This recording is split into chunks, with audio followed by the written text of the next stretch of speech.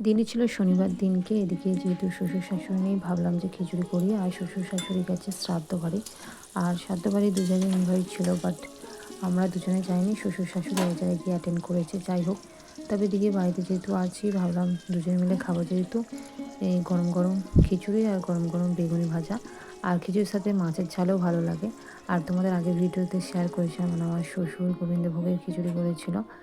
আর আজকে আমি মিনিকেট চালের খিচুড়ি করেছি, মানে বাড়িতে যে চাল খাওয়া হয় সেই চাল দিয়ে। আর এদিকে দেখতেই পাচ্ছ খিচুড়ি তো হয়ে গেছে, আর খিচুড়ির শেষে একটুখানি ঘি দিয়ে দেবো। আর এদিকে বেগুনও ভেজে নিয়েছি।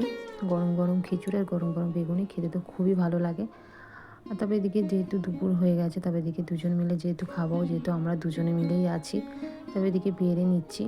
আর খিচুড়ির শেষে একটুখানি ঘি দিলে বেশ খেতে খুবই সুন্দর টেস্টফুল হয়।